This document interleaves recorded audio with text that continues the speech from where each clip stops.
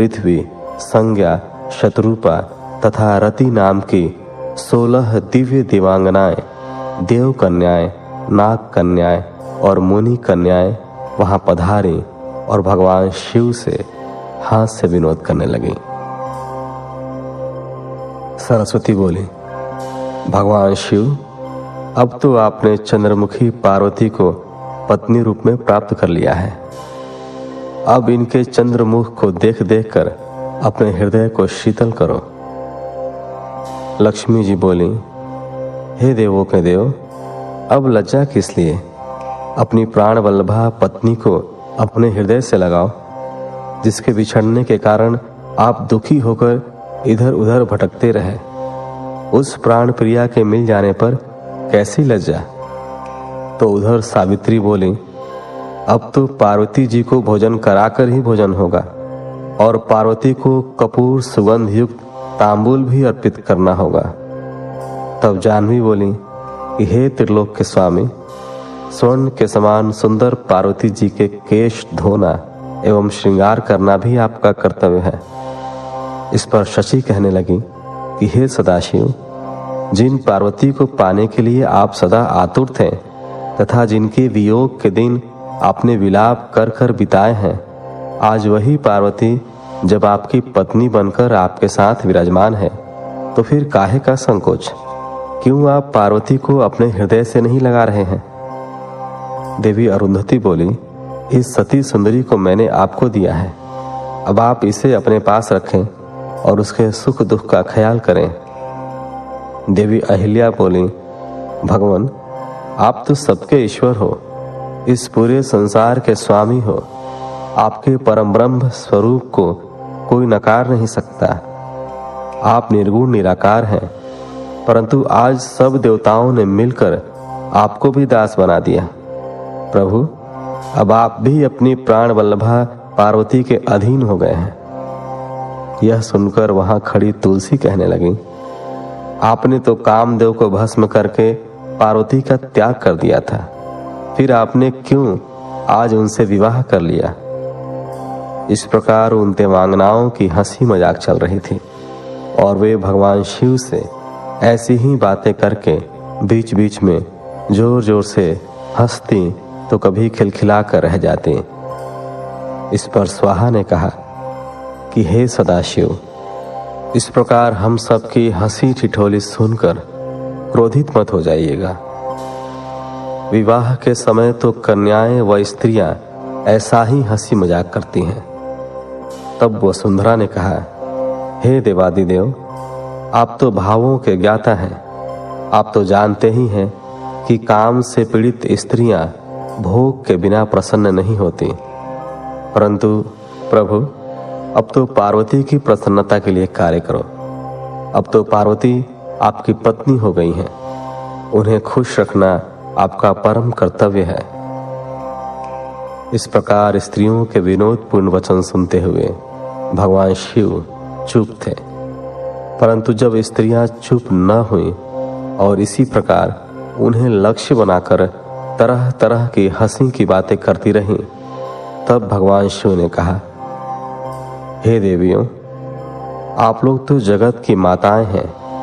माता होते हुए पुत्र के सामने इस प्रकार के चंचल तथा निर्लज्ज वचन क्यों कह रही हैं? तब भगवान शिव के ये वचन सुनकर सभी स्त्रियां शर्माकर वहां से भाग गईं।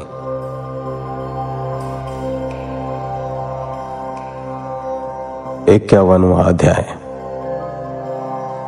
रति की प्रार्थना पर कामदेव को जीवन दान।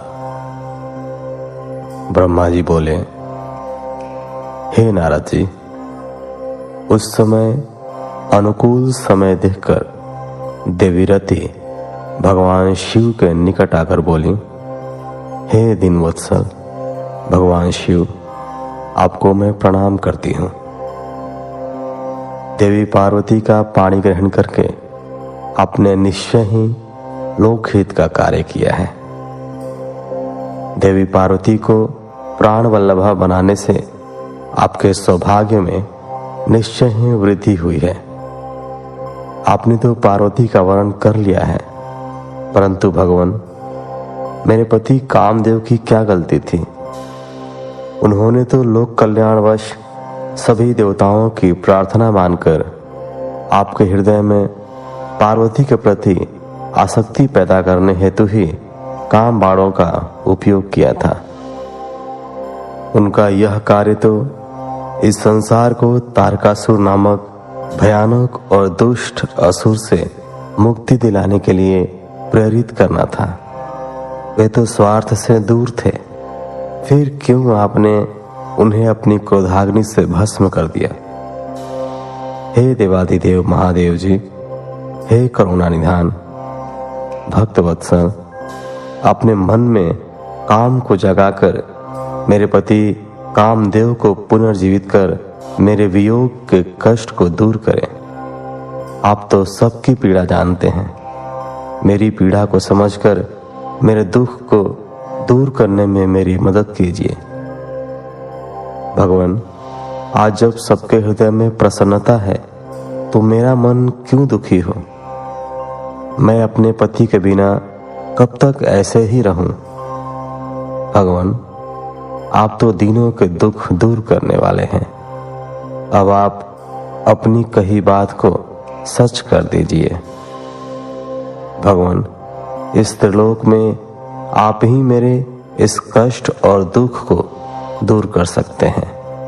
प्रभु, मुझ पर दया कीजिए और मुझे भी सुखी करके आनंद प्रदान कीजिए। भगवान, अपने विवाह के शुभ अवसर पर मुझे भी मेरे पति से हमेशा के लिए मिलाकर मेरी विरह वेदना को कम कीजिए।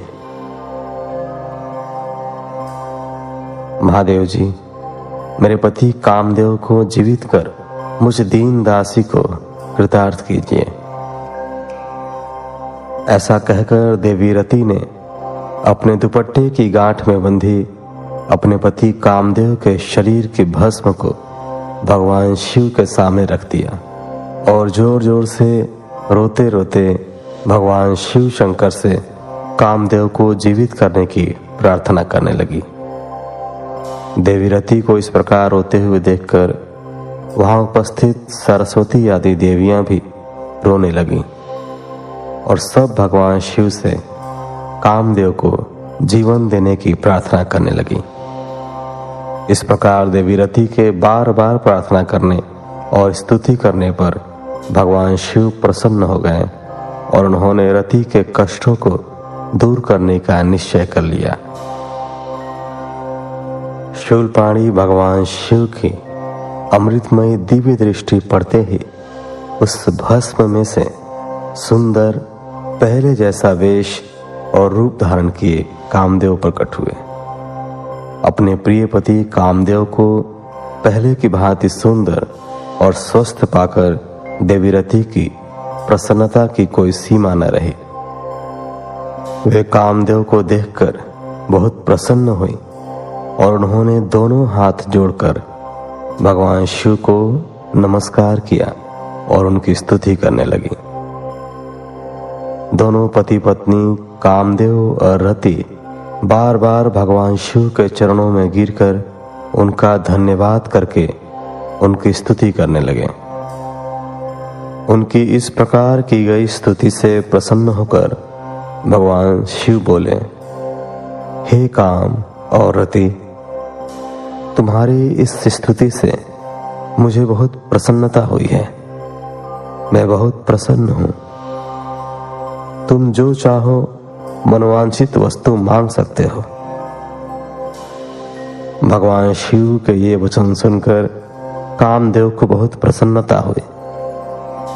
उन्होंने दोनों हाथ जोड़कर और सिर झुकाकर कहा, हे भगवान, यदि आप मुझ पर प्रसन्न हैं तो पूर्व में मेरे द्वारा किए गए अपराध को क्षमा कर दीजिए और मुझे वरदान दीजिए कि आपके भक्तों से मेरा प्रेम हो और आपके चरणों में मेरी भक्ति हो।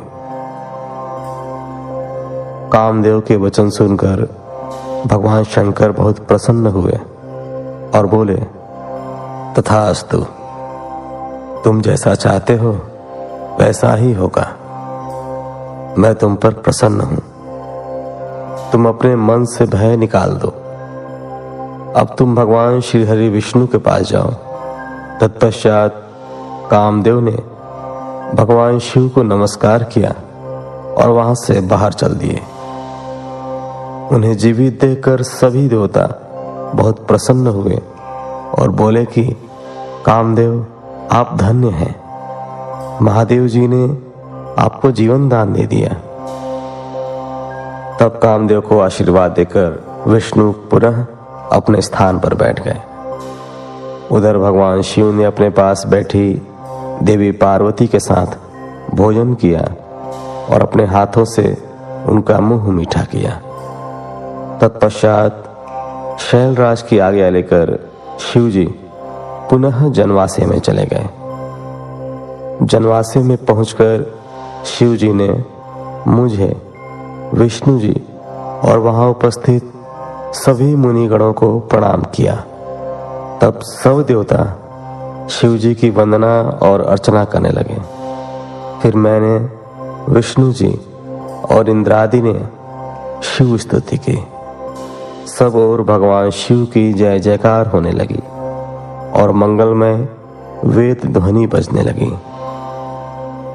भगवान शिव की स्तुति करने के पश्चात उनसे विदा लेकर सभी देवता और ऋषि मुनि अपने अपने विश्राम स्थल की ओर चले गए।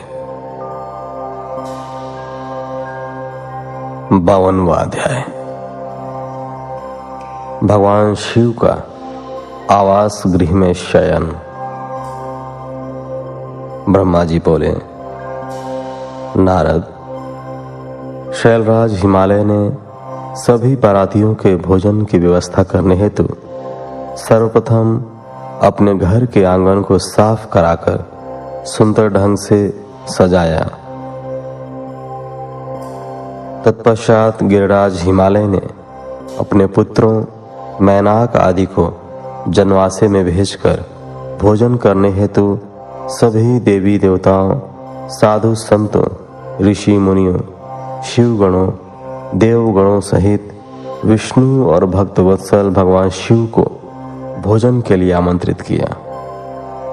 तब सभी देवताओं को साथ लेकर सदा शिव भोजन करने के लिए पधारे। हिमालय ने पधारे हुए सभी देवताओं एवं भगवान शिव का बहुत आदर सत्कार किया और उन्हें उत्तम आसनों पर बैठाया। अनेकों प्रकार के भोजन परोसे गए तथा गिरिराज ने सबसे भोजन ग्रहण करने की प्रार्थना की। सभी बारातियों ने तृप्ति के साथ भोजन किया तथा आचमन करके सब देवता विश्राम के लिए अपने अपने विश्राम स्थल पर चले गए। तब हिमालय प्रिया देवी की आज्ञा लेकर नगर की स्त्रियों ने भगवान शिव को सुंदर सुसज्जित वास भवन में रत्न जड़ित सिंहासन पर सादर बैठाया। वहां उस भवन में सैकड़ों रत्नों के दीपक जल रहे थे। उनकी अद्भुत जगमगाहट से पूरा भवन आलोकित हो रहा था। उस वास भवन को अनेकों प्रकार की सामग्रियों से सजाया और संवारा गया था। मोती, मणियों एवं श्वेत चंवरों से पूरे भवन को सजाया गया। मुक्ता मणियों की सुंदर बंधनवारें द्वार की शोभा बढ़ा रही थी। उस समय वह वास भवन अत्यंत दिव्य, मनोहर और मन को उमंग तरंग से आलोकित करने वाला लग रहा था। फर्श पर सुंदर बेल बूटे बने थे। भवन को सुगंधित करने हेतु सुवासित द्रव्यों का प्रयोग किया गया था, जिसमें चंदन और अगर का प्रयोग प्रमुख रूप से था। उस वास भवन में देवताओं के शिल्पी विश्वकर्मा द्वारा बनाए गए कृत्रिम वैकुंठ लोक, ब्रह्मलोक, इंद्रलोक तथा शिवलोक सभी के दर्शन एक साथ हो रहे थे। इन्हें देखकर भगवान शिव को बहुत प्रसन्नता हुई। वास भवन में बीचों बीच एक सुंदर रत्नों से जड़ा अद्भुत पलंग था। उस पर महादेव जी ने सोकर रात बिताई। दूसरी ओर हिमालय ने अपने बंधु बांधवों को भोजन कराने के उपरांत बचे हुए सारे कार्य पूर्ण किए। प्रातःकाल चारों ओर पुनः शिव विवाह का अनोखा उत्सव होने लगा। अनेकों प्रकार के सुरीले वाद्य यंत्र बजने लगे, मंगल ध्वनि होने लगी। सभी देवता अपने अपने वाहनों को तैयार करने लगे। सभी की तैयारियां पूर्ण हो जाने के पश्चात भगवान श्री हरि विष्णु ने धर्म को भगवान शिव के पास भेजा। तब धर्म सहर्ष भगवान शिव के पास वास भवन में गए। उस समय करुणानिधान भगवान शिव सोए हुए थे। यह देखकर योग शक्ति संपन्न धर्म ने भगवान शिव को प्रणाम करके उनकी स्तुति की और बोले, हे महेश्वर, हे महादेव, मैं भगवान श्री हरि विष्णु की आज्ञा से यहाँ आया हूँ। हे भगवान, उठिए और जनवासे में पधारिए। वहाँ सभी देवता और ऋषि मुनि आपकी ही प्रतीक्षा कर रहे हैं। प्रभु, वहाँ पधार कर हम सबको कृतार्थ करिए। धर्म के वचन सुनकर सदाशिव बोले, हे धर्मदेव, आप जनवासे में वापस जाइए। मैं अतिशीघ्र जनवासे में आ रहा हूं। भगवान शिव के ये वचन सुनकर धर्म ने भगवान शिव को प्रणाम किया और उनकी आज्ञा लेकर पुनः जनवासे की ओर चले गए। उनके जाने के पश्चात भगवान शिव तैयार होकर जैसे ही चलने लगे, हिमालय नगरी की स्त्रियां उनके चरणों के दर्शन हेतु आ गई और मंगल गान करने लगी। तब महादेव जी ने गिरिराज हिमालय और मैना से आज्ञा ली और जनवासे की ओर चल दिए। वहां पहुंचकर महादेव जी ने मुझे और विष्णु जी सहित सभी ऋषि मुनियों को प्रणाम किया। तब सब देवताओं सहित मैंने और विष्णु जी ने शिव जी की वंदना और स्तुति की। 53वां अध्याय, बारात का ठहरना और हिमालय का बारात को विदा करना। ब्रह्मा जी बोले, जब करुणानिधान भगवान शिव जनवासे में पधार गए तो हम सब मिलकर कैलाश लौट चलने की बातें करने लगे। तभी वहां पर पर्वतराज हिमालय पधारे और सभी को भोजन का निमंत्रण देकर वहां से चले गए। तब सभी देवताओं, ऋषि मुनियों और अन्य बारातियों को साथ लेकर भगवान शिव, मैं और श्री हरि विष्णु भोजन ग्रहण करने हेतु नियत स्थान पर पहुंचे। वहां द्वार पर स्वयं शैलराज खड़े थे। उन्होंने सर्वप्रथम महादेव जी के चरणों को धोया और उन्हें अंदर सुंदर आसन पर बैठाया। तत्पश्चात शैलराज ने मेरे, श्री हरि, देवराज इंद्र सहित सभी मुनियों के चरण धोए और यथा योग्य आसनों पर हम सबको आदर पूर्वक बैठाया।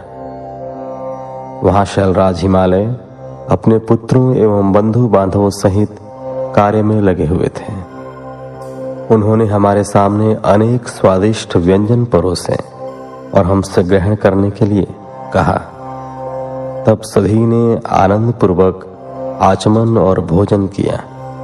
तब गिरिराज बोले, हे देवेश्वर, आपके दर्शनों से हम आनंदित हुए हैं।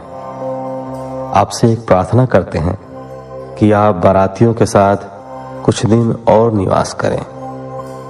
इस प्रकार शैलराज भगवान शिव से कुछ दिन और रुकने का आग्रह करने लगे। उनकी यह बात सुनकर भगवान शिव बोले, हे शैलेंद्र, आप धन्य हैं। आपकी कीर्ति महान है। आप धर्म की साक्षात मूर्ति हैं। इस त्रिलोक में आपके समान कोई और नहीं है।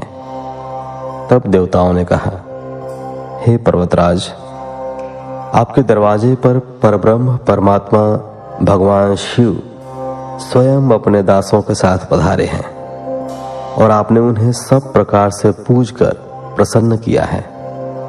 तब शैलराज हिमालय ने दोनों हाथ जोड़कर भगवान